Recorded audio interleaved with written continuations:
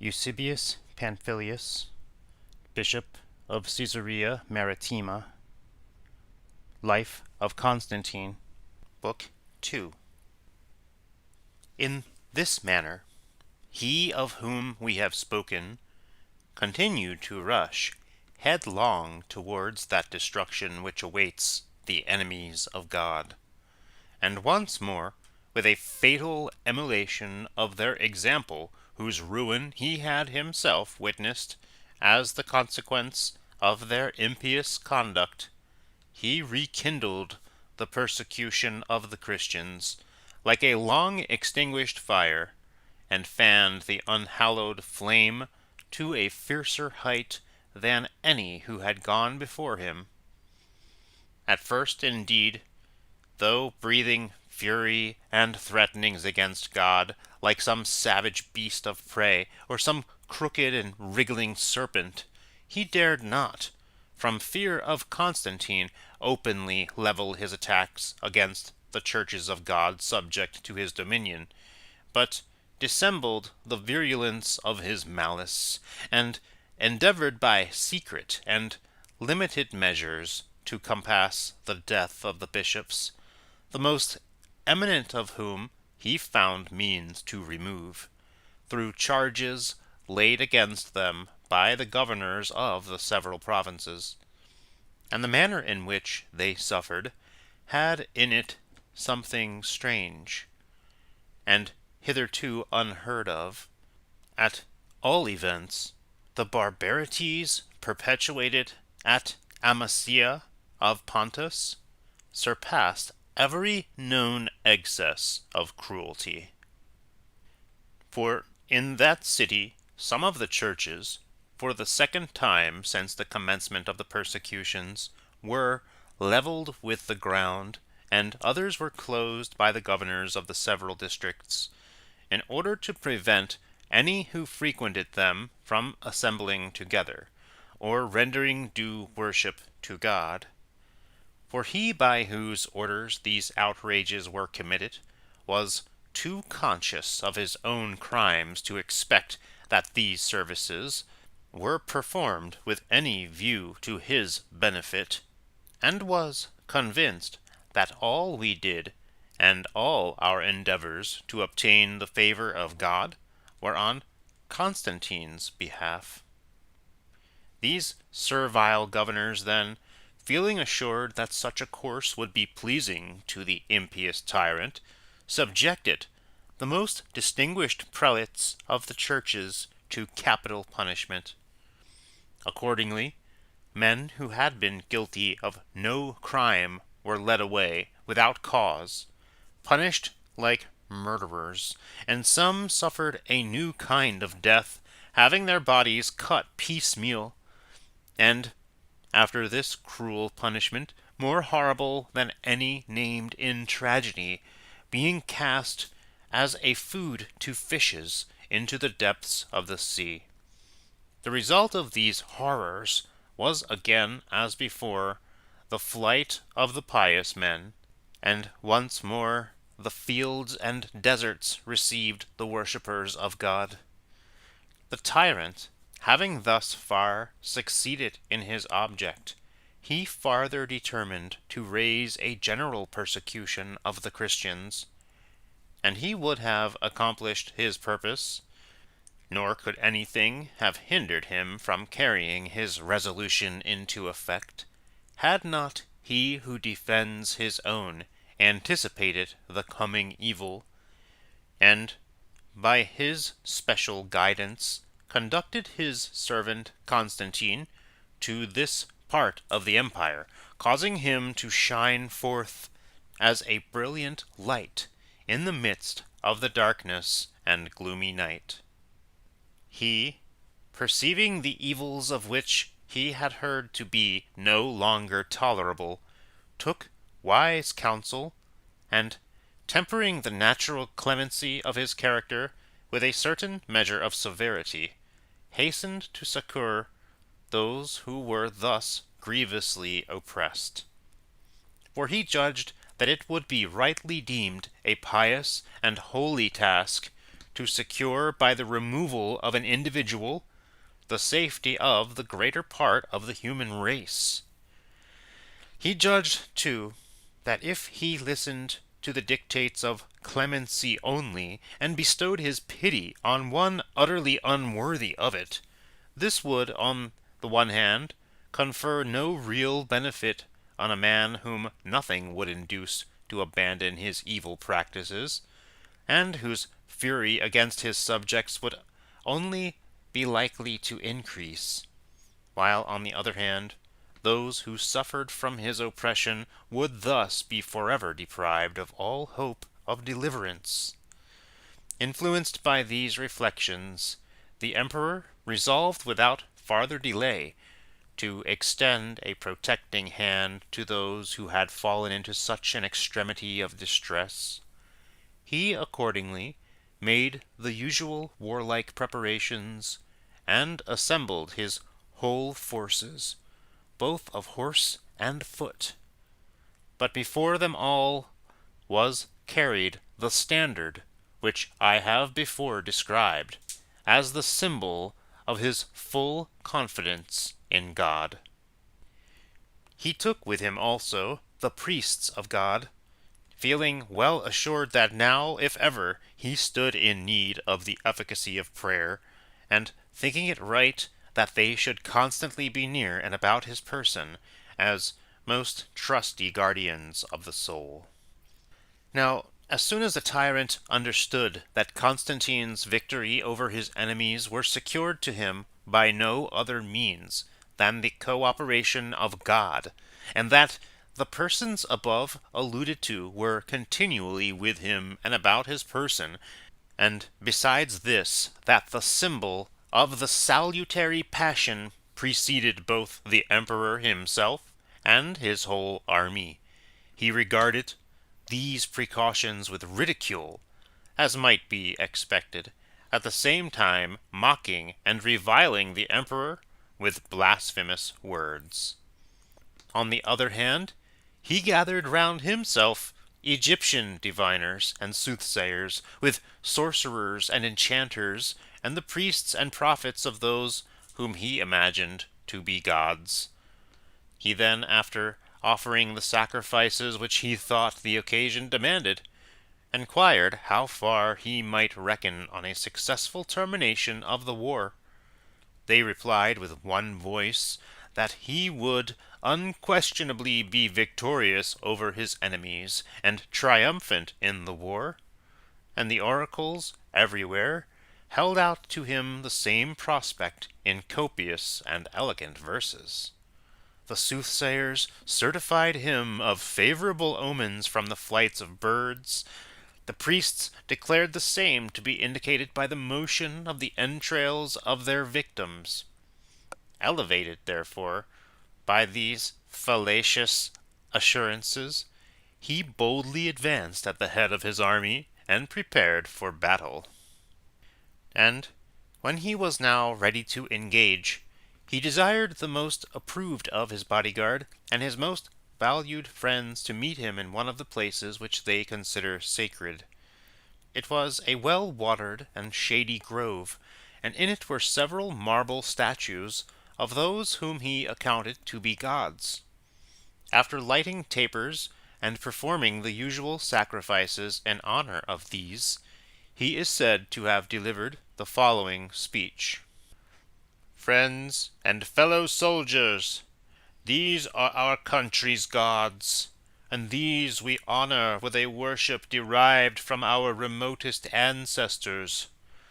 But he who leads the army now opposed to us has proved false to the religion of his forefathers, and adopted atheistic sentiments, honoring in his infatuation some strange and unheard-of deity, with whose despicable standard he now disgraces his army, and confiding in whose aid he has taken up arms, and is now advancing not so much against us as against those very gods whom he has forsaken. However, the present occasion shall prove which one of us is mistaken in his judgment, and shall decide between our gods and those whom our adversaries profess to honor.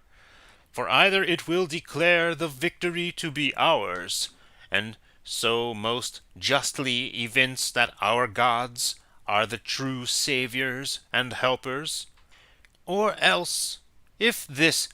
God of Constantine's, who comes we know not whence, shall prove superior to our deities, who are many, and in point of numbers at least have the advantage, let no one henceforth doubt which God he ought to worship, but attach himself at once to the superior power, and ascribe to him the honors of the victory. Suppose then this strange God, whom we now regard with ridicule, should really prove victorious, then indeed we must acknowledge and give him honor, and so bid a long farewell to those for whom we light our tapers in vain. But if our own gods triumph, as they undoubtedly will, then, as soon as we have secured the present victory, let us prosecute the war, without delay, against these despisers of the gods. Such were the words he addressed to those then present, as reported not long after to the writer of this history, by some who heard them spoken. And as soon as he had concluded his speech, he gave orders to his forces to commence the attack. While these things were taking place, a supernatural appearance is said to have been observed in the cities subject to the tyrant's rule. Different detachments of Constantine's army seemed to present themselves to the view, marching at noonday through these cities as though they had obtained the victory. In reality, not a single soldier was anywhere present at the time, and yet this appearance was seen through the agency of a divine and superior power, and foreshadowed what was shortly coming to pass. For as soon as the armies were ready to engage, he who had broken through the ties of friendly alliance was the first to commence the battle, on which Constantine, calling on the name of God the Supreme Savior, and giving this as the watchword to his soldiers, overcame him in this first conflict, and, not long after, in a second battle, he gained a still more important and decisive victory, the salutary trophy proceeding the ranks of his army. Indeed, wherever this appeared, the enemy soon fled before his victorious troops. And the emperor, perceiving this, whenever he saw any part of his forces hard pressed, gave orders that the salutary trophy should be moved in that direction, like some triumphant charm against disasters, at which the combatants were divinely inspired, as it were, with fresh strength and courage, and immediate victory was the result. Accordingly, he selected those of his bodyguard who were most distinguished for personal strength, valor, and piety, and entrusted them with the sole care and defense of the standard. There were thus no less than 50 men whose only duty was to surround and vigilantly defend the standard, which they carried each in turn on their shoulders. These circumstances were related to the writer of this narrative by the emperor himself in his leisure moments, long after the occurrence of the events. And he added another incident well worthy of being recorded.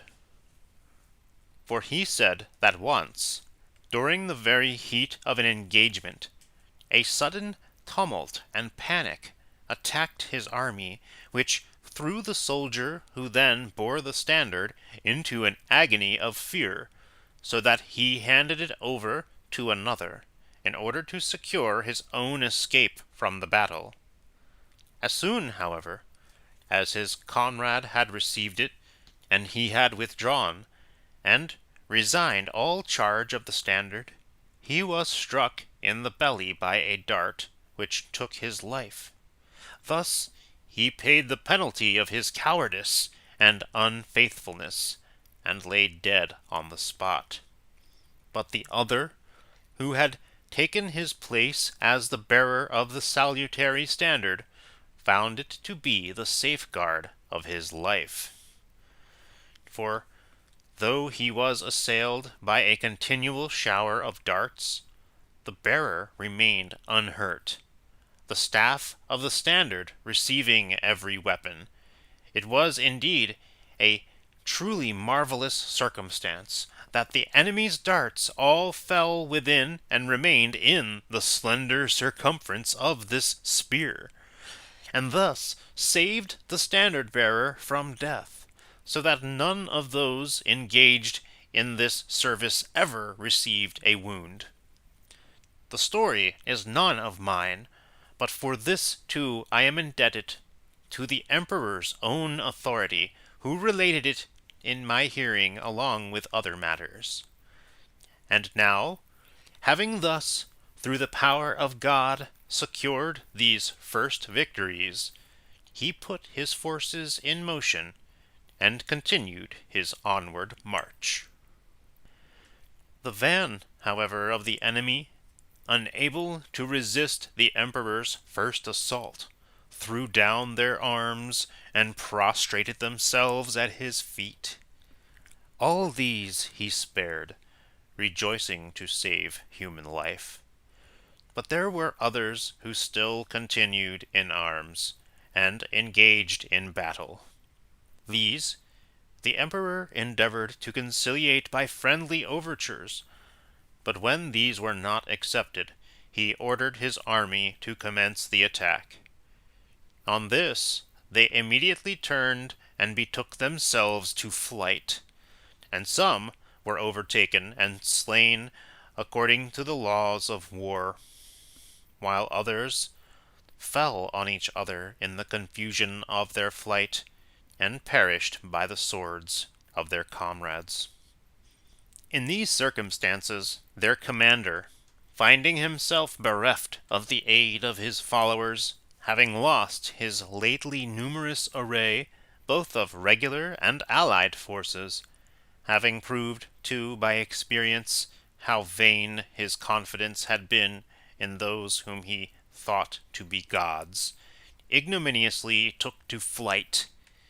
by which, indeed, he effected his escape and secured his personal safety,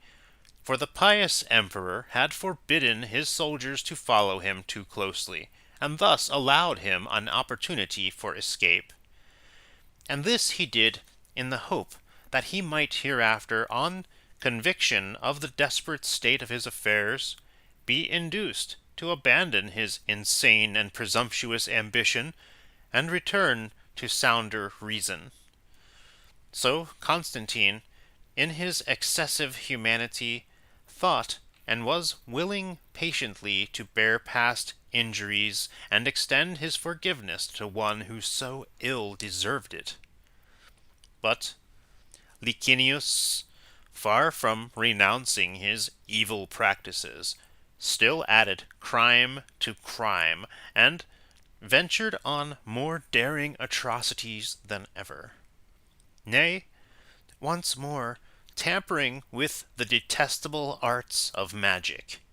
he again was presumptuous, so that it might well be said of him, as it was of the Egyptian tyrant of old, that God had hardened his heart. But while Licinius, giving himself up to these impieties, rushed blindly towards the gulf of destruction,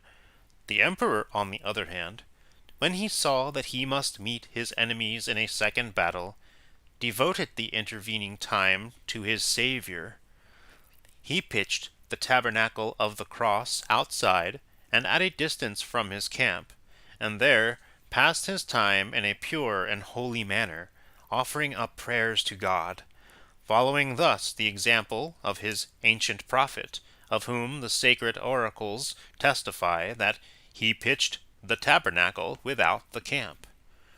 He was attended only by a few whose faith and pious devotion he highly esteemed, and this custom he continued to observe whenever he meditated an engagement with the enemy. For he was deliberate in his measures, the better to ensure safety, and desired in everything to be directed by divine counsel. And, making earnest supplications to God, he was always honored after a little with a manifestation of his presence. And then, as if moved by a divine impulse, he would rush from the tabernacle and suddenly give orders to his army to move at once without delay, and on the instant to draw their swords. On this, they would immediately commence the attack, fight vigorously, so as with incredible celerity to secure the victory, and raise trophies of victory over their enemies. Thus the emperor and his army had long been accustomed to act whenever there was a prospect of an engagement, for his God was ever present to his thoughts, and he desired to do everything according to his will, and conscientiously to avoid any wanton sacrifice of human life. He was anxious thus for the preservation not only of his own subjects, but even of his enemies. Accordingly, he directed his victorious troops to spare the lives of the prisoners, admonishing them as human beings not to forget the claims of their common nature, and whenever he saw the passions of his soldiery excited beyond control, he repressed their fury by a largesse of money, rewarding every man who saved the life of an enemy with a certain weight of gold. And the emperor's own sagacity led him to discover this inducement to spare human life, so that great numbers, even of the barbarians, were thus saved, and owed their lives to the emperor's gold. Now these, and 1,000 such acts as these, were familiarly and habitually done by the emperor, and on the present occasion he retired, as his custom was before battle, to the privacy of his tabernacle,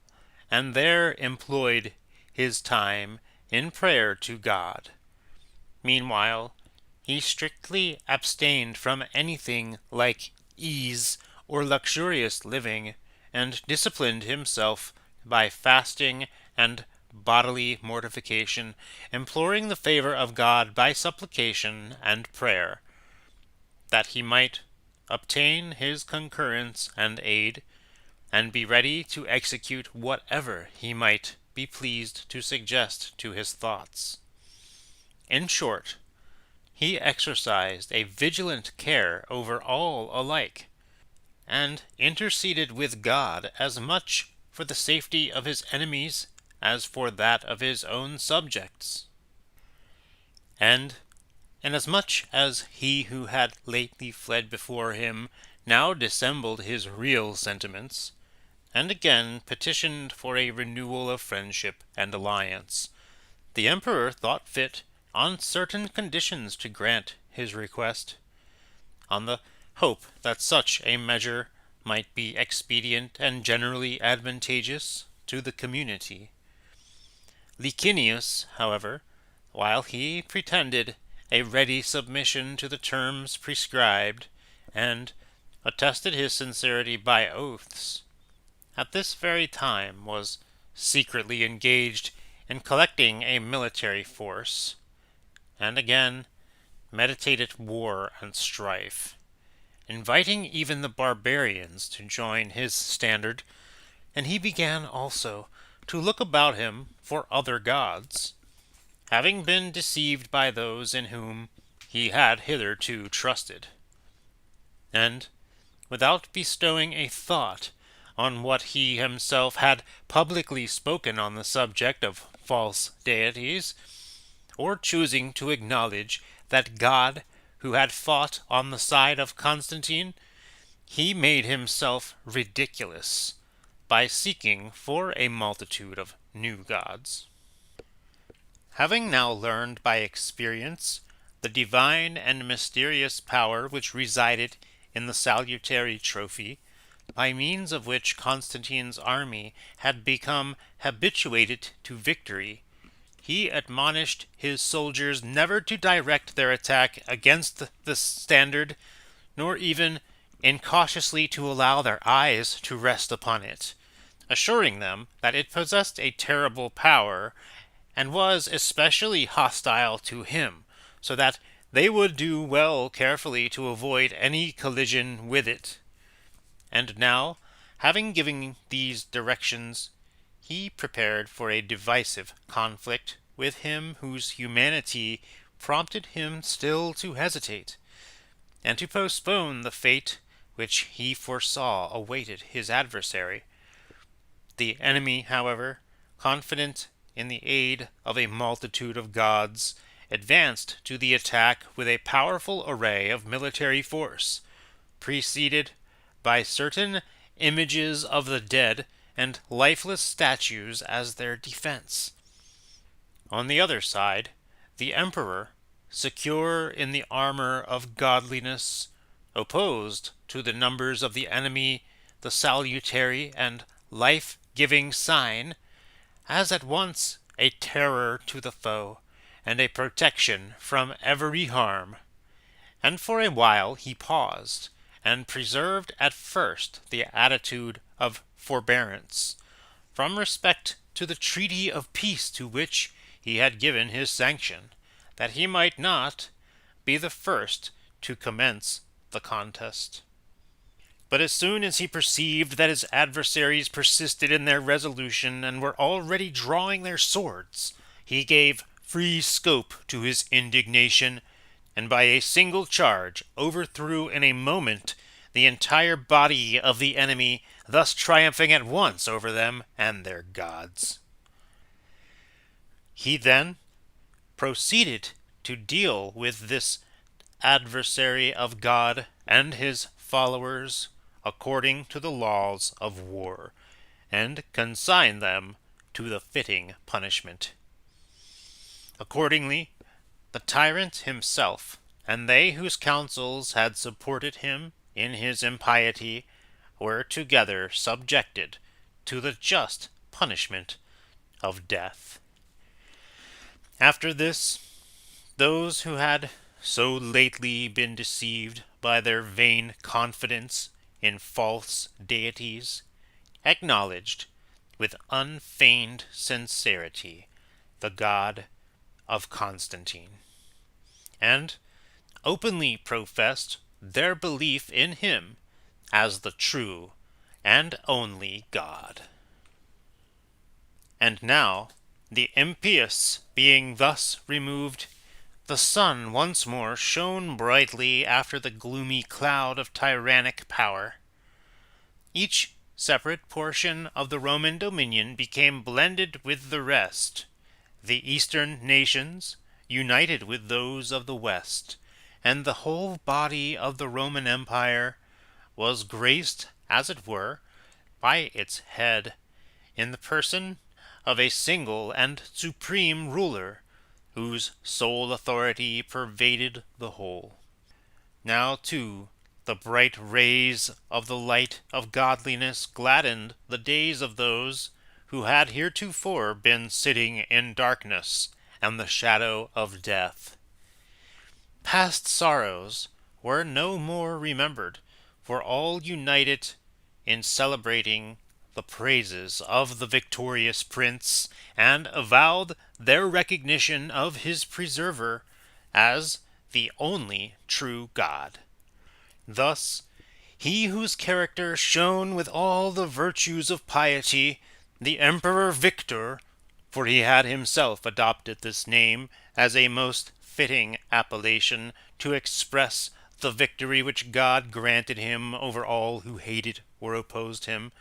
assumed the dominion of the East, and thus singly governed the Roman Empire, reunited, as in former times, under one head. Thus, as he was the first to proclaim all the sole sovereignty of God, so he himself, as sole sovereign of the Roman world, extended his authority over the whole human race. Every apprehension of those evils under the pressure of what all had suffered was now removed. Men whose heads had drooped in sorrow now regarded each other with smiling countenances and looks expressive of their inward joy.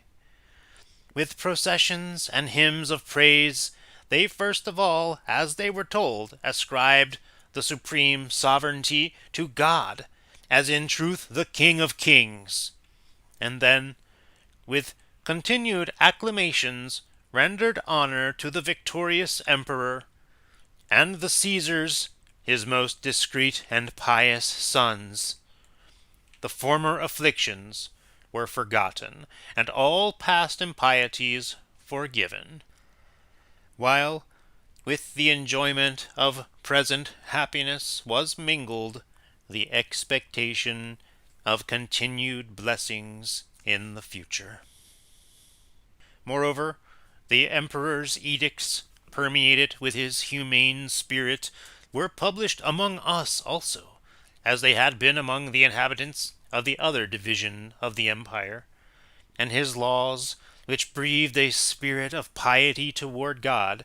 gave promise of manifold blessings, since they secured many advantages to his provincial subjects in every nation, and at the same time prescribed measures suited to the exigencies of the churches of God. For first of all, they recalled those who, in consequence of their refusal to join in idol worship, had been driven to exile or ejected from their homes by the governors of their respective provinces.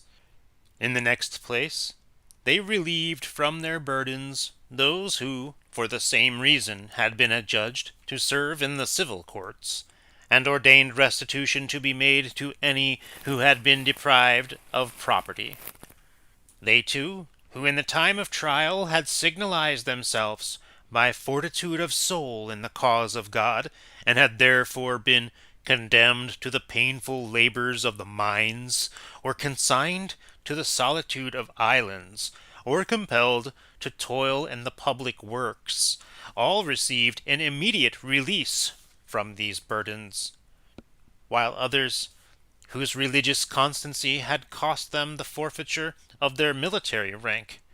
were vindicated by the emperor's generosity from this dishonor, for he granted them the alternative either of resuming their rank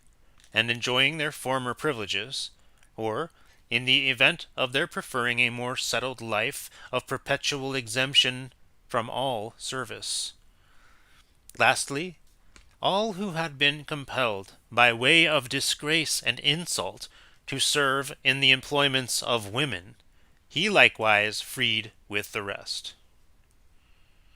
Such were the benefits secured by the emperor's written mandates to the persons of those who had thus suffered for the faith, and his laws made ample provision for their property also. With regard to those holy martyrs of God who had laid down their lives in the confession of his name, he directed that their estates should be enjoyed by their nearest kindred, and in default of any of these, that the right of inheritance should be vested in the churches.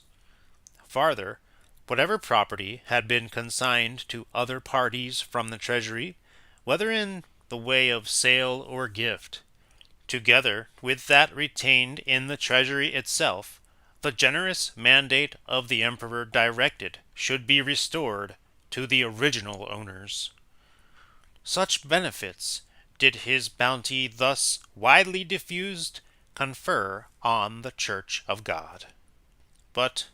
his munificence bestowed still further and more numerous favors on the heathen peoples and the other nations of his empire, so that the inhabitants of our eastern regions, who had heard of the privileges experienced in the opposite portion of the empire, and had blessed the fortunate recipients of them, and longed for the enjoyments of a similar lot for themselves, now with one consent proclaimed their own happiness, when they saw themselves in possession of all these blessings, and confessed that the appearance of such a monarch to the human race was indeed a marvelous event, and such as the world's history had never yet recorded. Such were their sentiments. And now that, through the powerful aid of God his Saviour, all nations owned their subjection to the emperor's authority, he openly proclaimed to all the name of him to whose bounty he owed all his blessings, and declared that he, and not himself, was the author of his past victories. This declaration, written both in the Latin and Greek languages, he caused to be transmitted through every province of the empire. Now, the excellence of his style of expression may be known from a perusal of his letters themselves, which were 2 in number, one addressed to the churches of God, the other to the heathen population in the several cities of the empire. The latter of these I think it well to insert here as connected with my present subject, in order, on the one hand, that a copy of this document may be recorded as matter of history, and thus preserved to posterity, and on the other, that it may serve to confirm the truth of my present narrative. It is taken from an authentic copy of the imperial statute in my own possession, and the signature in the emperor's own handwriting attaches, as it were, the impress of truth to the statement I have made. Victor Constantinus Maximus Augustus, to the inhabitants of the province of Palestine. To all who entertain just and sound sentiments respecting the character of the Supreme Being, it has long been most clearly evident, and beyond the possibility of doubt, how vast a difference there has ever been between those who maintain a careful observance of the hallowed duties of the Christian religion, and those who treat this religion with hostility or contempt. But at this present time we may see, by still more manifest proofs and still more decisive instances, both how unreasonable it were to question this truth, and how mighty is the power of the Supreme God, since it appears that they who faithfully observe his holy laws, and shrink from the transgression of his commandments, are rewarded with abundant blessings, and are endued with well-grounded hope, as well as ample power for the accomplishment of their undertakings. On the other hand, they who have cherished impious sentiments have experienced results corresponding to their evil choice. For how is it to be expected that any blessing would be obtained by one who neither desired to acknowledge nor duly to worship that God who is the source of all blessing? Indeed, facts themselves are a confirmation of what I say. For certainly anyone who will mentally retrace the course of events from the earliest period down to the present time, and will reflect on what has occurred in past ages, will find that all who have made justice and probity the basis of their conduct have not only carried their undertakings to a successful issue, but have gathered, as it were, a store of sweet fruit as the produce of this pleasant root. Again, whoever observes the career of those who have been bold in the practice of oppression or injustice, who have either directed their senseless fury against God himself, or have conceived no kindly feelings toward their fellow men, but have dared to afflict them with exile, disgrace, confiscation, massacre, and other miseries of the like kind, and all this without any sense of compunction or wish to direct thoughts to a better course, will find that such men have received a recompense proportioned to their crimes.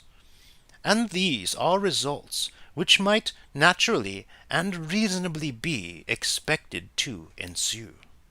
For whoever have addressed themselves with integrity of purpose to any course of action, keeping the fear of God continually before their thoughts, and preserving an unwavering faith in him, without allowing present fears or dangers to outweigh their hope of future blessings, such persons, though for a season they may have experienced painful trials, have borne their afflictions lightly, being supported by the belief of greater rewards in store for them, and their character has acquired a brighter lustre in proportion to the severity of their past sufferings. With regard, on the other hand, to those who have either dishonorably slighted the principles of justice, or refused to acknowledge the supreme God themselves, and yet have dared to subject others who have faithfully maintained his worship to the most cruel insults and punishments, who have failed equally to recognize their own wretchedness in oppressing others on such grounds, and the happiness and blessings of those who preserved their devotion to God, even in the midst of such sufferings. With regard, I say, to such men, many a time have their armies been slaughtered, many a time have they been put to flight, and their warlike preparations have ended in total ruin and defeat. From the causes I have described, various wars arose and destructive devastations. Hence followed a scarcity of the common necessaries of life, and a crowd of consequent miseries. Hence, too, the authors of these impieties have either met a disastrous death of extreme suffering, or have dragged out an ignominious existence, and confessed it to be worse than death itself, thus receiving, as it were, a measure of punishment proportioned to the heinousness of their crimes. For each experienced a degree of calamity according to the blind fury with which he had been led to combat, and as he thought, defeat the divine will, so that they not only felt the pressure of the ills of this present life, but were tormented also by a most lively apprehension of punishment in the future world. And now, with such a mass of impiety oppressing the human race, and the commonwealth in danger of being utterly destroyed, as it were, by the agency of some pestilential disease, and therefore needing powerful and effectual aid, what was the relief, and what the remedy which the divinity devised for these evils? And by divinity is meant the one who is alone and truly God, the possessor of almighty and eternal power, and surely it cannot be deemed arrogance in one who has received benefits from God to acknowledge them in the loftiest terms of praise. I myself, then, was the instrument whose services he chose and esteemed suited for the accomplishment of his will. Accordingly, beginning at the remote Britannic Ocean, and the regions where, according to the law of nature, the sun sinks beneath the horizon.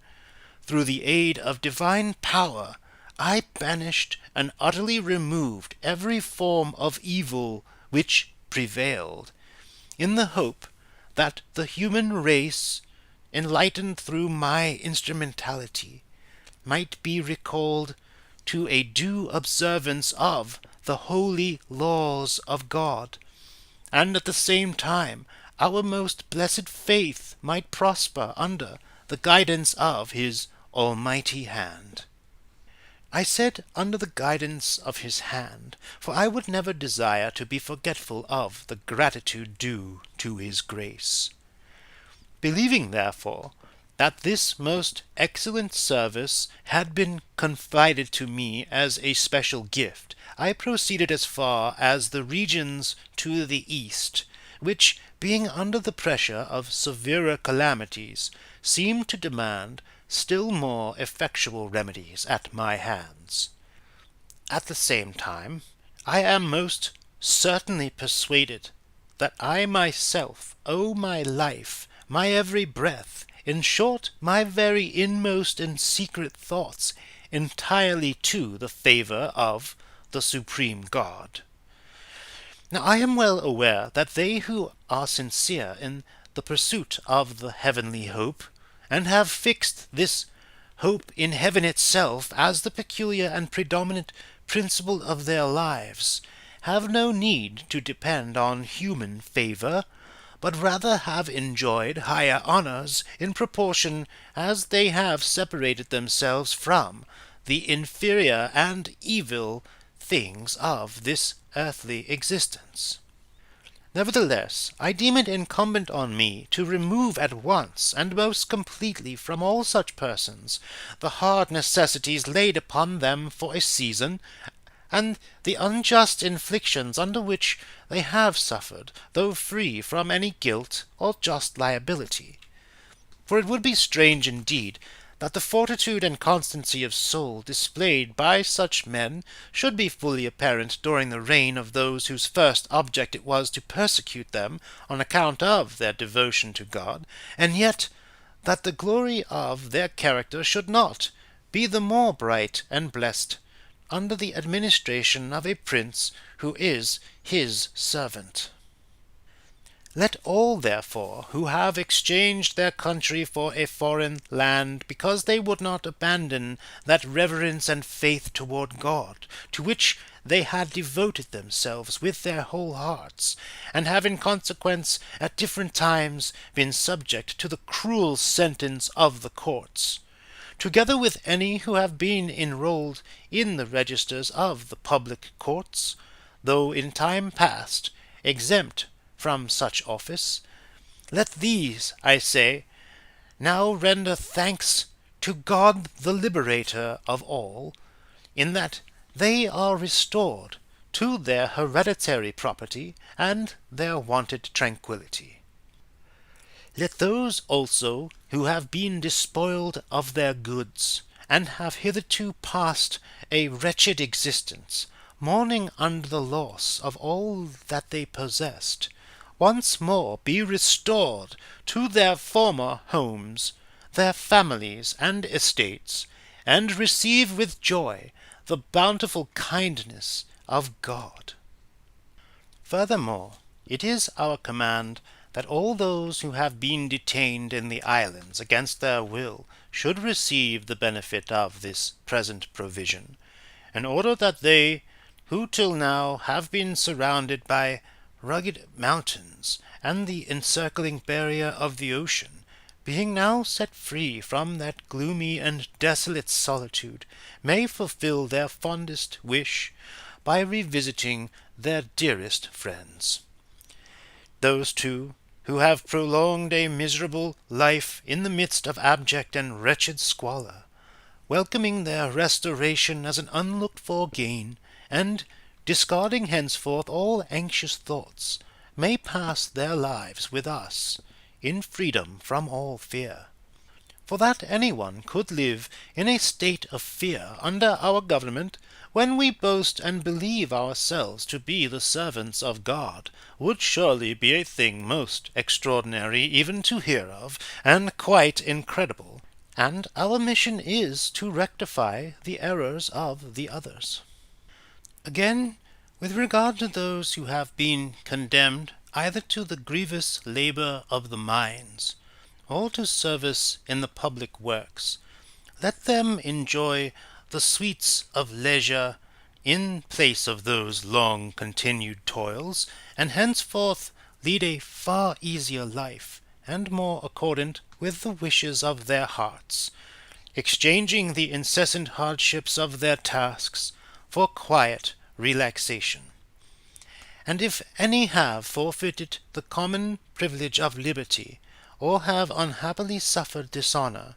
let them hasten back every one to the country of his nativity, and resume with becoming joy their former positions in society, from which they have been, as it were, separated by long residence abroad. Once more, with respect to those who had previously been preferred to any military distinction, of which they were afterwards deprived, for the cruel and unjust reason that they chose rather to acknowledge their allegiance to God than to retain the rank they held, we leave them perfect liberty of choice, either to occupy their former stations, should they be content again to engage in military service, or, after an honourable discharge, to live in undisturbed tranquillity. For it is fair and consistent that men who have displayed such magnanimity and fortitude in meeting the perils to which they have been exposed should be allowed the choice either of enjoying peaceful leisure or resuming their former rank. Lastly, if any have wrongfully been deprived of the privileges of noble lineage, and subjected to a judicial sentence which has consigned them to the women's apartments, and to the linen-making, there to undergo a cruel and miserable labour, and reduced them to servitude for the benefit of the public treasury, without any exemption on the ground of superior birth, let such persons, resuming the honours they had previously enjoyed, and their proper dignities, henceforward exult in the blessings of liberty, and lead a glad life. Let the free man too, by some injustice and inhumanity or even madness made a slave, who has felt the sudden transition from liberty to bondage, and ofttimes bewailed his unwonted labours, return to his family once more a free man, in virtue of this our ordinance, and seek those employments which befit a state of freedom. And let him dismiss from his remembrance those services which he found so oppressive, and which so ill became his condition. Nor must we omit to notice those estates of which individuals have been deprived on various pretenses. For if any of those who have engaged with dauntless and resolute determination in the noble and divine conflict of martyrdom, have also been stripped of their fortunes, or if the same has been the lot of the Confessors, who have won for themselves the hope of eternal treasures, or if the loss of property has befallen those who were driven from their native land because they would not yield to the persecutors and betray their faith. Lastly, if any who have escaped the sentence of death have yet been despoiled of their worldly goods, we ordain that the inheritances of all such persons be transferred to their nearest kindred. And whereas the laws expressly assign this right to those most nearly related, it will be easy to ascertain to whom these inheritances severally belong. And it is evidently reasonable that the succession in these cases should belong to those who would have stood in the place of nearest affinity had the deceased experienced a natural death. But should there be no surviving relation to succeed in due course to the property of those above mentioned, I mean the martyrs or confessors, or those who for some such cause have been banished from their native land, in such cases we ordain that the church locally nearest in each instance shall succeed to the inheritance. And surely it will be no wrong to the departed that the church should be their heir, for whose sake they have endured every extremity of suffering. We think it necessary to add this also, that in case of the above-mentioned persons have donated any part of their property in the way of free gift, possession of such property shall be assured, as is reasonable to those who have thus received it. And that there may be no obscurity in this our ordinance, but every one may readily apprehend its requirements, let all men hereby know that if they are now maintaining themselves in possession of a piece of land or a house or garden, or anything else which had appertained to the before-mentioned persons, it will be good and advantageous for them to acknowledge the fact and make restitution with the least possible delay. On the other hand, although it should appear that some individuals have reaped abundant profits from this unjust possession, we do not consider that justice demands the restitution of such profits. They must, however, declare explicitly what amount of benefit they have thus derived, and from what sources, and entreat our pardon for this offence, in order that their past covetousness may in some measure be atoned for, and that the supreme God may accept this compensation as a token of contrition, and be pleased graciously to pardon the sin. But it is possible that those who have become masters of such property, if it be right or possible to allow them such a title, will assure us, by way of apology for their conduct, that it was not in their power to abstain from this appropriation at a time when a spectacle of misery in all its forms everywhere met the view, when men were cruelly driven from their homes, slaughtered without mercy, thrust forth without remorse, when the confiscation of the property of innocent persons was a common thing, and when persecutions and property seizures were unceasing. If any defend their conduct by such reasons as these, and still persist in their avaricious temper, they shall be made sensible that such a course will bring punishment on themselves, and all the more because this correction of evil is the very characteristic of our service to the Supreme God, so that it will henceforth be dangerous to retain what dire necessity may, in time past, have compelled men to take, especially because it is in any case incumbent on us to discourage covetous desires, both by persuasion and by warning examples. Nor shall the treasury itself, should it have any of the things we have spoken of, be permitted to keep them, but without venturing, as it were, to raise its voice against the holy churches, it shall justly relinquish in their favour what it has for a time unjustly retained. We ordain, therefore, that all things whatsoever which shall appear righteously to belong to the churches, whether the property consists of houses or fields and gardens, or whatever the nature of it may be, shall be restored in their full value and integrity, and with undiminished right of possession. Again, with respect to those places which are honored in being the depositories of the remains of martyrs, and continue to be memorials of their glorious departure, how can we doubt that they rightly belong to the churches, or refrain from issuing our injunction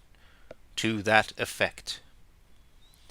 For surely there can be no better liberality, nor labour more pleasing or profitable, than to be thus employed under the guidance of the divine Spirit, in order that those things which have been appropriated on false pretenses by unjust and wicked men may be restored, as justice demands, and once more secured to the holy churches. And since it would be wrong, in a provision intended to include all cases, to pass over those who have either procured any such property by right of purchase from the treasury, or have retained it when conveyed to them in the form of a gift, let all who have thus rashly indulged their insatiable thirst of gain be assured that, although by daring to make such purchases they have done all in their power to alienate our clemency from themselves, they shall nevertheless not fail of obtaining it, so far as is possible and consistent with propriety in each case. So much, then, is determined. And now, since it appears by the clearest and most convincing evidence that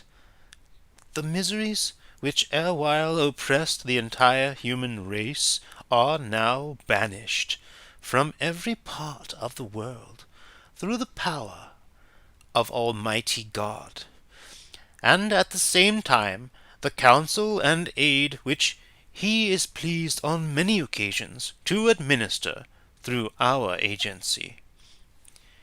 it remains for all, both individually and unitedly, to observe and seriously consider how great this power and how efficacious this grace are, which have annihilated and utterly destroyed this generation, as I may call them, of most wicked and evil men, have restored joy to the good, and diffused it over all countries, and now guarantee the fullest authority both to honor the divine law as it should be honored, with all reverence, and pay due observance to those who have dedicated themselves to the service of that law. These, rising as from some dark abyss, and with an enlightened knowledge of the present course of events, will henceforward render to its precepts that becoming reverence and honor which are consistent with their pious character. Let this ordinance be published in our eastern provinces. Such were the injunctions contained in the first letter which the emperor addressed to us, and the provisions of this enactment were speedily carried into effect,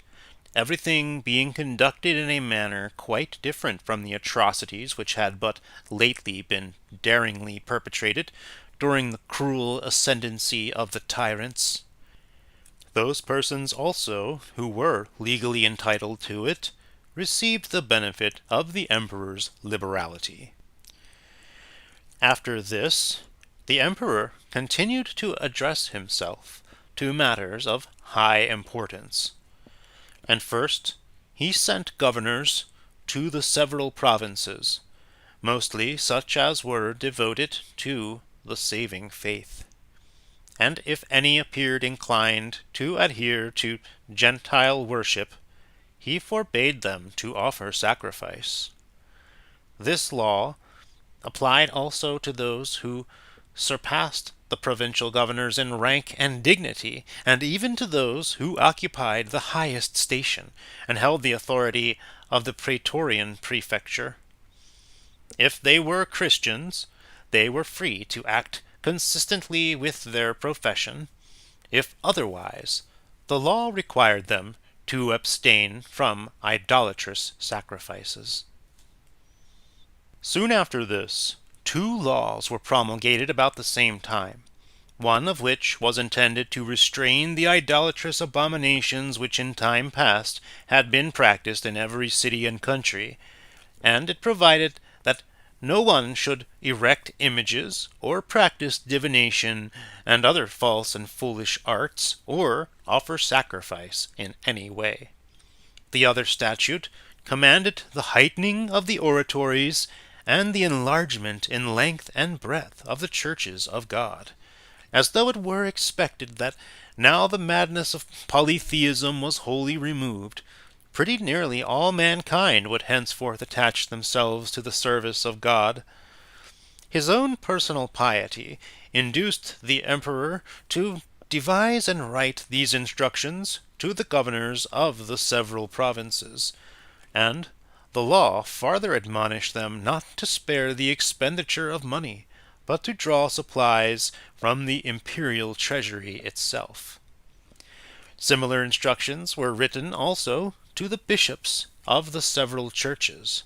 and the emperor was pleased to transmit the same to myself, being the first letter which he personally addressed to me. Victor Constantinus Maximus Augustus, to Eusebius. Forasmuch as the unholy and wilful rule of tyranny has persecuted the servants of our Saviour until this present time, I believe, and have fully satisfied myself, most beloved brother, that the buildings belonging to old churches have either become ruinous through actual neglect, or have received inadequate attention from the dread of the violent spirit of the times. But now that liberty is restored, and that serpent driven from the administration of public affairs by the providence of the supreme God, and our instrumentality, we trust that all can see the efficacy of the divine power, and that they who through fear of persecution or through unbelief have fallen into any errors, will now acknowledge the true God, and adopt in future that course of life which is according to truth and rectitude. With respect, therefore, to the churches over which you yourself preside, as well as the bishops, presbyters, and deacons of other churches with whom you are acquainted, do you admonish all to be zealous in their attention to the buildings of the churches, and either to repair or enlarge those which at present exist, or, in cases of necessity, to erect new ones. We also empower you, and the others through you, to demand what is needful for the work, both from the provincial governors and from the praetorian prefect, for they have received instructions to be most diligent in obedience to your holiness's orders. God preserve you, beloved brother. A copy of this charge was transmitted throughout all the provinces to the bishops of the several churches. The provincial governors received directions accordingly, and the imperial statute was speedily carried into effect. Moreover, the emperor, who continually made progress in piety towards God, dispatched an admonitory letter to the inhabitants of every province, respecting the error of idolatry into which his predecessors in power had fallen, in which he eloquently exhorts his subjects to acknowledge the supreme God and openly to profess their allegiance to his Christ as their Savior. This letter also, which is in his own handwriting, I have judged it necessary to translate from the Latin for the present work, in order that we may hear, as it were, the voice of the Emperor himself uttering these sentiments in the audience of all mankind. Victor Constantinus Maximus Augustus, to the people of the eastern provinces. Whatever is comprehended under the sovereign laws of nature seems to convey to all men an adequate idea of the forethought and intelligence of the divine order. Nor can any whose minds are directed in the true path of knowledge to the attainment of that end entertain a doubt that the just perceptions of sound reason, as well as those of the natural vision itself, through the sole influence of genuine virtue, lead to the knowledge of God. Accordingly, no wise man will ever be surprised when he sees the mass of mankind influenced by opposite sentiments. For the beauty of virtue would be useless and unperceived did not vice display in contrast with it the course of perversity and folly. Hence it is that the one is crowned with reward, while the Most High God is himself the administrator of judgment to the other. And now I will endeavor to lay before you all, as explicitly as possible, the nature of my own hopes of future happiness. The former emperors I have been accustomed to regard as those with whom I could have no sympathy, on account of the savage cruelty of their character. Indeed, my father was the only one who uniformly practiced the duties of humanity, and with admirable piety called for the blessing of God the Father on all his actions. But the rest, unsound in mind, were more zealous of cruel than gentle measures, and this disposition they indulged without restraint, and thus persecuted the true doctrine during the whole period of their reign.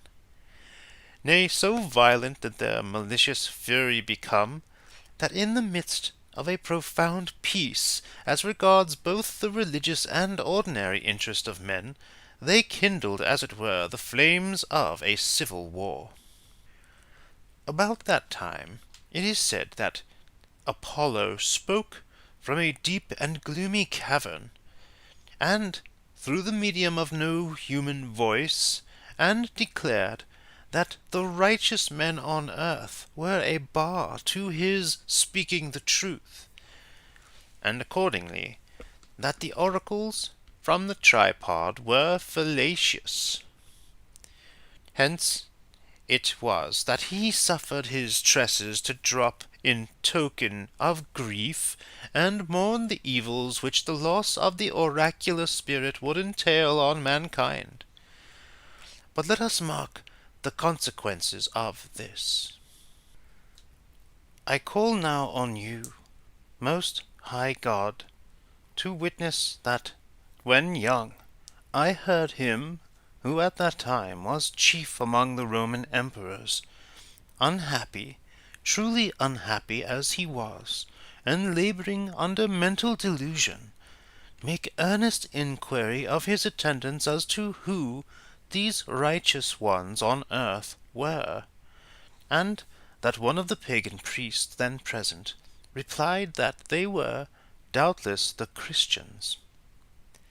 This answer he eagerly received like some honeyed draught, and unsheathed the sword which was ordained for the punishment of crime against those whose holiness was beyond reproach. Immediately, therefore, he issued those sanguinary edicts, traced, if I may so express myself, with a sword's point dipped in blood, at the same time commanding his judges to tax their ingenuity for the invention of new and more terrible punishments. Then, indeed, one might see with what arrogance those venerable worshippers of God were daily exposed, with continued and relentless cruelty, to outrages of the most grievous kind, and how that modesty of character, which no enemy had ever treated with disrespect,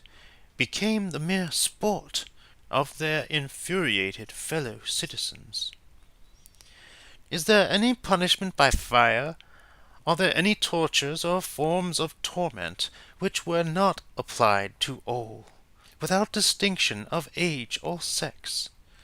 Then it may be truly said, the earth shed tears, the all-encircling compass of heaven mourned because of the pollution of blood,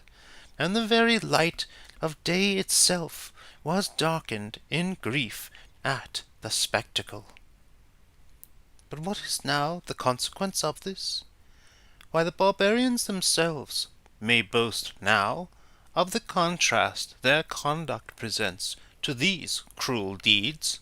for they received and kept in gentlest captivity those who then fled from among us, and secured to them not merely safety from danger, but also the free exercise of their holy religion. And now the Roman people bear that lasting stain which the Christians at that time, driven from the Roman world and taking refuge with the barbarians, have branded on them. But why need I longer dwell on these lamentable events and general sorrow which in consequence pervaded the world? The perpetrators of this dreadful guilt are now no more. They have experienced a miserable end, and are consigned to unceasing punishment in the depths of the lower world. They encountered each other in civil strife, and have left neither name nor race behind. And surely this calamity would never have befallen them, had not that impious deliverance of the Pythian oracle exercised a delusive power over them. And now I beseech you, most mighty God, to be merciful and gracious to your eastern nations, to your people in these provinces, worn as they are by protracted miseries, and grant them healing through your servant. Not without cause, O holy God, do I prefer this prayer to you, the Lord of all. Under your guidance have I devised and accomplished measures fraught with blessings. Preceded by your sacred sign, I have led your armies to victory, and still, on each occasion of public danger, I follow the same symbol of your perfections while advancing to meet the foe. Therefore have I dedicated to your service a soul duly attempered by love and fear. For your name I truly love, while I regard with reverence that power of which you have given abundant proofs to the confirmation and increase of my faith. I hasten, then, to devote all my powers to the restoration of your most holy dwelling place, which these profane and impious men have defiled by the contamination of violence. My own desire is, for the common good of the world and the advantage of all mankind, that your people should enjoy a life of peace and undisturbed concord. Let those, therefore, who still delight in error, be made welcome to the same degree of peace and tranquillity which they have who believe. For it may be that this restoration of equal privileges to all will prevail to lead them into the straight path. Let no one molest another, but let every one do as his soul desires.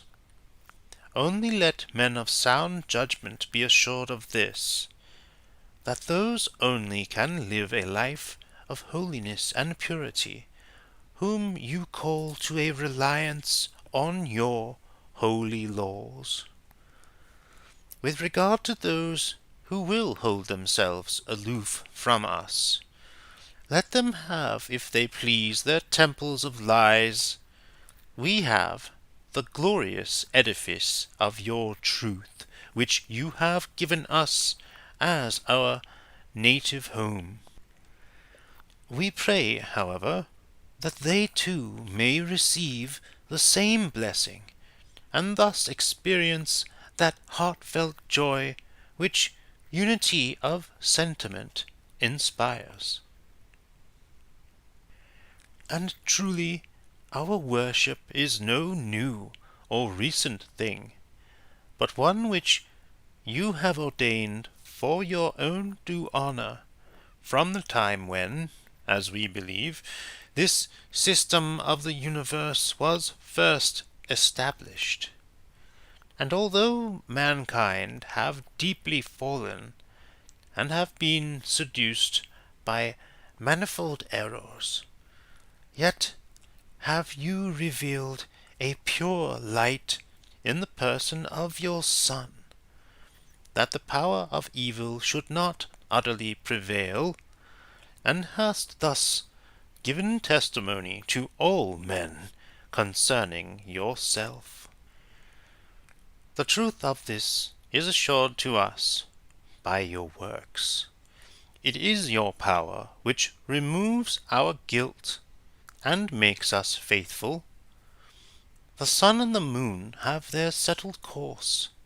The stars move in no uncertain orbits round this terrestrial globe.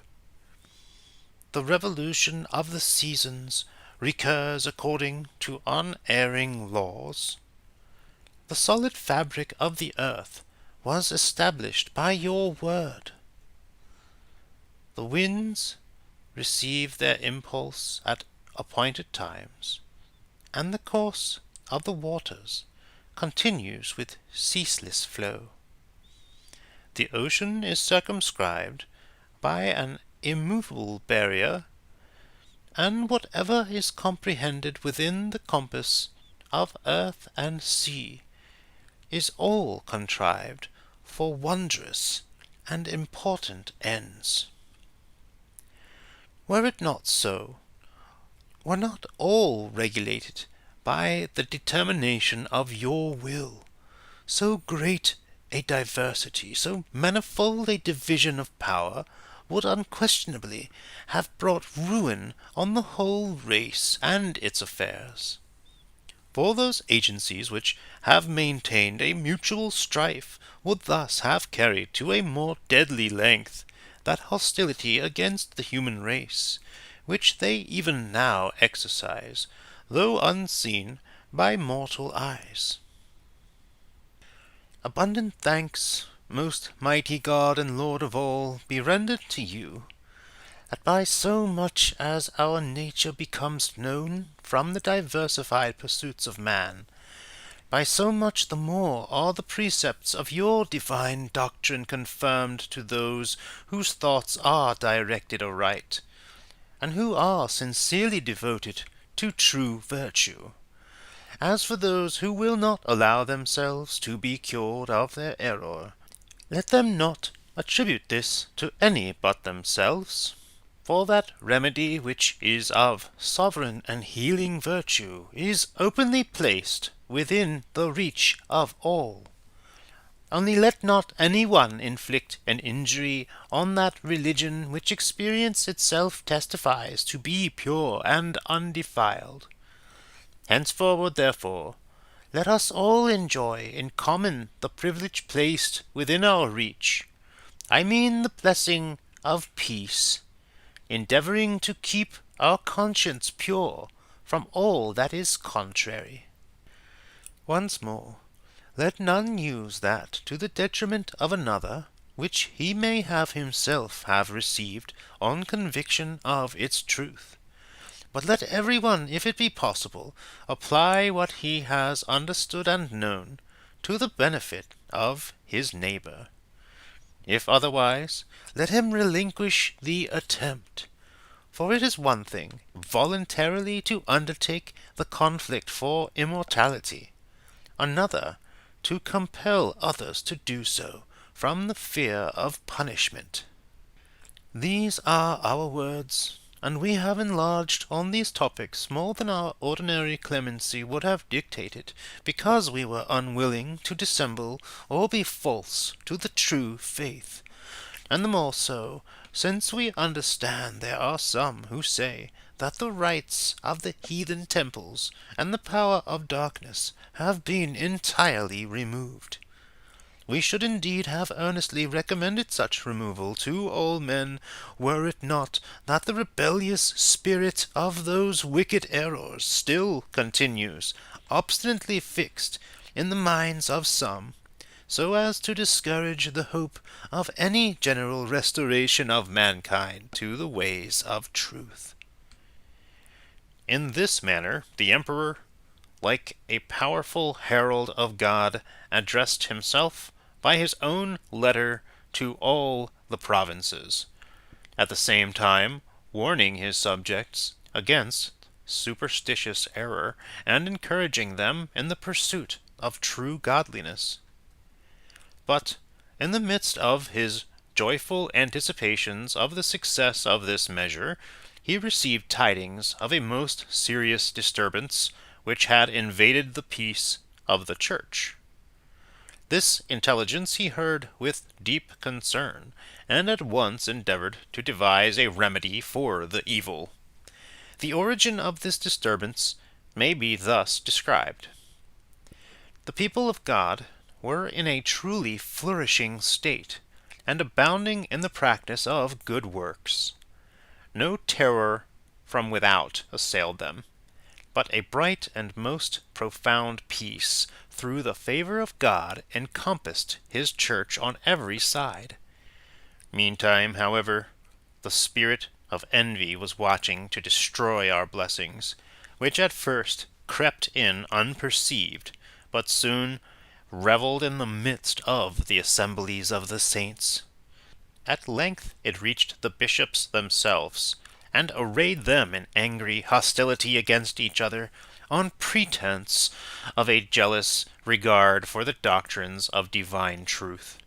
Hence it was that a mighty fire was kindled, as it were, from a little spark, and which, originating in the first instance in the Alexandrian Church, overspread the whole of Egypt and Libya and the further Thebaid.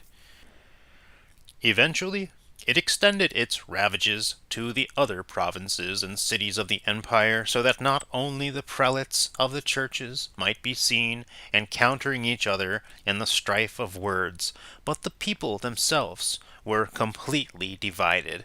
some adhering to one faction and others to another. Nay, so notorious did the scandal of these proceedings become, that the sacred matters of inspired teaching were exposed to the most shameful ridicule in the very theaters of the unbelievers. Some, thus, at Alexandria, maintained an obstinate conflict on the highest questions.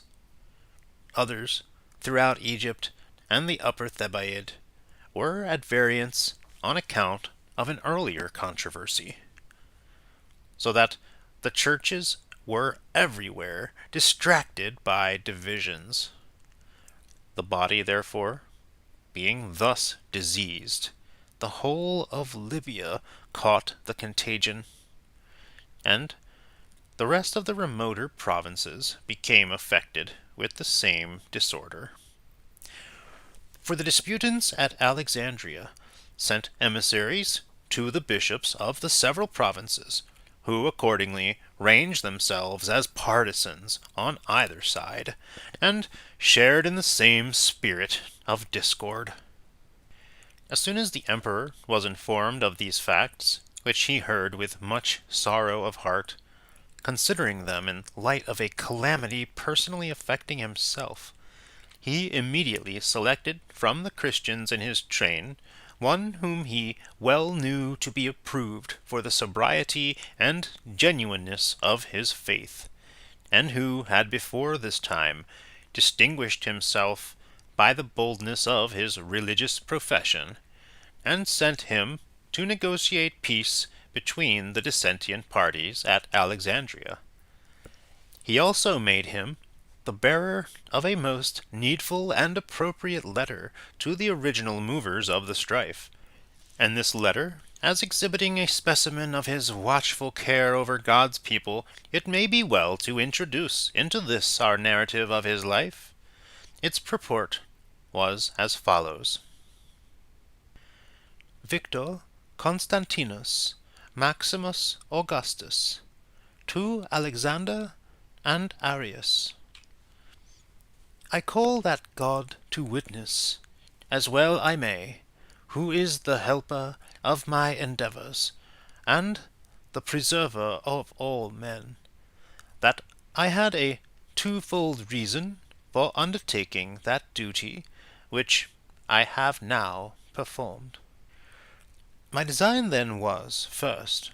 to bring the diverse judgments formed by all nations respecting the deity to a condition, as it were, of settled uniformity, and secondly, to restore the health of the system of the world, then suffering under the malignant power of a grievous distemper. Keeping these objects in view, I sought to establish the one by the secret eye of thought, while the other I tried to rectify by the power of military authority.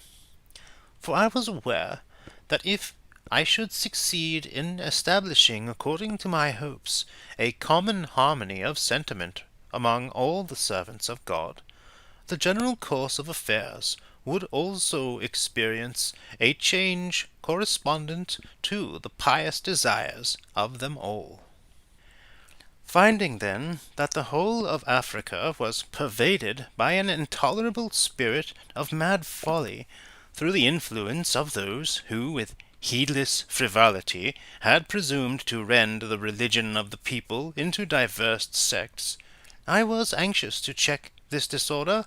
and could discover no other remedy equal to the occasion, except in sending some of yourselves to aid in restoring mutual harmony among the disputants, after I had removed that common enemy of mankind who had interposed his lawless sentence for the prohibition of your holy synods. For since the power of divine light and the law of sacred worship, which, proceeding in the first instance through the favour of God, from the bosom, as it were, of the East, have illumined the world by their sacred radiance, I naturally believed that you would be the first to promote the salvation of other nations, and resolved with all energy of thought and diligence of inquiry to seek your aid. As soon, therefore, as I had secured my decisive victory and unquestionable triumph over my enemies, my first inquiry was concerning that object which I felt to be of paramount interest and importance. But, O glorious providence of God! How deep a wound did not my ears only, but my very heart receive in the report that divisions existed among yourselves, more grievous still than those which continued in that country. So that you,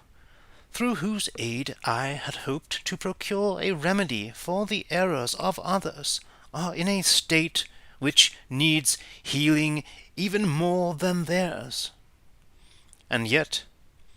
having made a careful inquiry into the origin and foundation of these differences, I find the cause to be of a truly insignificant character, and quite unworthy of such fierce contention. Feeling myself, therefore, compelled to address you in this letter, and to appeal at the same time to your unanimity and sagacity, I call on divine Providence to assist me in the task, while I interrupt your dissension in the character of a minister of peace. And with reason, for if I might expect, with the help of a higher power, to be able without difficulty, by a judicious appeal to the pious feelings of those who heard me, to recall them to a better spirit, even though the occasion of the disagreement were a greater one, how can I refrain from promising myself a far easier and more speedy adjustment of this difference, when the cause which hinders general harmony of sentiment is intrinsically trifling and of little moment? I understand, then, that the origin of the present controversy is this. When you, Alexander, demanded of the presbyters what opinion they severally maintained respecting a certain passage in the divine law, or rather, I should say that you asked them something connected with an unprofitable question, then you, Arius, inconsiderately gave utterance to what ought never to have been conceived at all, or if conceived, should have been buried in profound silence. Hence it was that a dissension arose between you, fellowship was withdrawn, and the holy people, rent into diverse parties, no longer preserved the unity of the one body. Now therefore, do ye both exhibit an equal degree of forbearance, and receive the advice which your fellow servant righteously gives. What then is this advice? It was wrong, in the first instance, to propose such questions as these, or to reply to them when propounded. For those points of discussion which are enjoined by the authority of no law, but rather suggested by the contentious spirit which is fostered by misused leisure, even though they may be intended merely as an intellectual exercise, ought certainly to be confined to the region of our own thoughts, and not hastily produced in the popular assemblies, nor unadvisedly entrusted to the general ear. For how very few are there able either accurately to comprehend, or adequately to explain subjects so sublime and abstruse in their nature? Or granting that one were fully competent for this, how many people will he convince? Or who, again, in dealing with questions of such subtle nicety as these, can secure himself against dangerous declension from the truth? It is incumbent, therefore, on us, in these cases, to be sparing of our words, lest in case we ourselves are unable, through the feebleness of our natural faculties, to give a clear explanation of the subject before us, or, on the other hand, in case the slowness of our hearers' understandings disables them from arriving at an accurate apprehension of what we say, from one or other of these causes the people be reduced to the alternative either of blasphemy or schism. Let, therefore, both the unguarded question and the inconsiderate answer receive your mutual forgiveness. For the cause of your difference has not been of any of the leading doctrines or precepts of the divine law, nor has any new heresy respecting the worship of God arisen among you. You are, in truth, of one and the same judgment. You may therefore well join in communion and fellowship. For as long as you continue to contend about these small and very insignificant questions, it is not fitting that so large a portion of God's people should be under the direction of your judgment, since you are thus divided between yourselves. I believe it indeed to be not merely unbecoming, but positively evil, that such should be the case. But I will refresh your minds by a little illustration as follows. You know that philosophers, though they all adhere to one system, are yet frequently at issue on certain points, and differ perhaps in their degree of knowledge. Yet they are recalled to harmony of sentiment by the uniting power of their common doctrines. If this be true,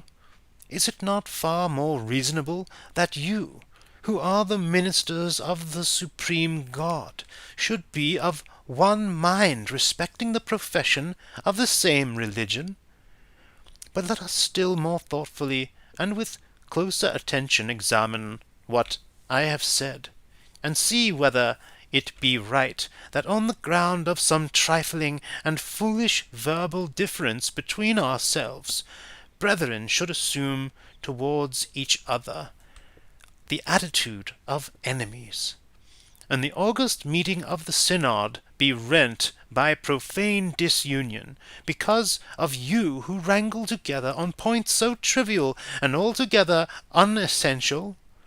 This is vulgar, and rather characteristic of childish ignorance than consistent with the wisdom of priests and men of sense.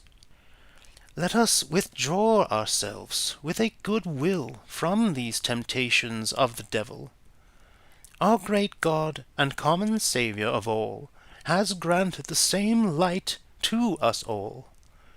Permit me, who am his servant, to bring my task to a successful issue under the direction of his providence,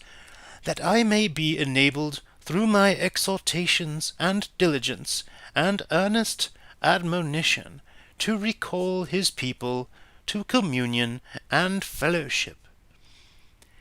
For since you have, as I said, but one faith and one sentiment respecting our religion, and since the divine commandment in all its parts enjoins on us all the duty of maintaining a spirit of concord, let not the circumstance which has led to a slight difference between you, since it does not affect the validity of the whole, cause any division or schism among you. And this I say without in any way desiring to force you to entire unity of judgment in regard to this truly idle question, whatever its real nature may be. For the dignity of your synod may be preserved, and the communion of your whole body maintained unbroken, however wide a difference may exist among you as to unimportant matters. As far, then, as regards the divine providence, let there be one faith, and one understanding among you, one united judgment in reference to God. But as to your subtle disputations on questions of little or no significance, though you may be unable to harmonize in sentiment, such differences should be consigned to the secret custody of your own minds and thoughts. And now, let the preciousness of common affection, let faith in the truth, let the honour due to God and to the observance of his law continue unmovably among you. Resume, then, your mutual feelings of friendship, love, and regard. Restore to the people their wonted embracings, and do ye yourselves, having purified your souls, as it were, once more acknowledge one another. For it often happens that when a reconciliation is effected by the removal of the causes of enmity, friendship becomes even sweeter than it was before. Restore me, then, my quiet days and untroubled nights, that the joy of undimmed light,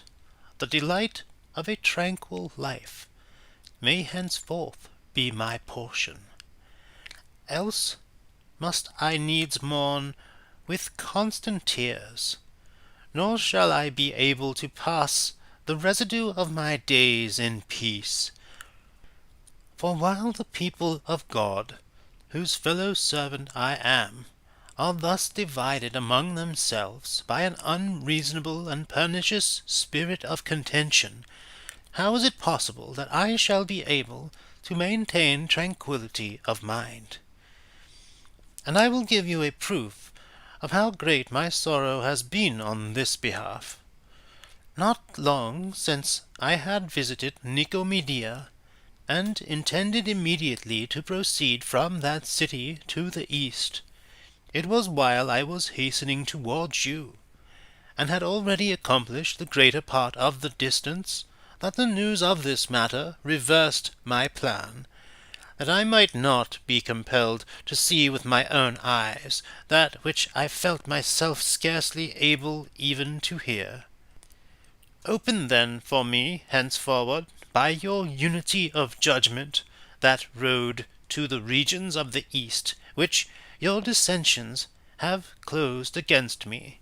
and permit me speedily to see yourselves and all other peoples rejoicing together, and render due acknowledgment to God, in the language of praise and thanksgiving, for the restoration of general concord and liberty to all.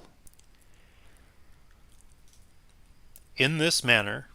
the pious emperor endeavored by means of the foregoing letter to promote the peace of the Church of God. And the excellent man to whom it was entrusted performed his part, not merely by communicating the letter itself, but also by seconding the views of him who sent it. For he was, as I have said, in all respects a person of pious character. The evil, however, was greater than could be remedied by a single letter, insomuch that the acrimony of the contending parties continually increased, and the effects of the mischief extended to all the eastern provinces. These things, jealousy, and some evil spirit who looked with an envious eye on the prosperity of the Church, wrought.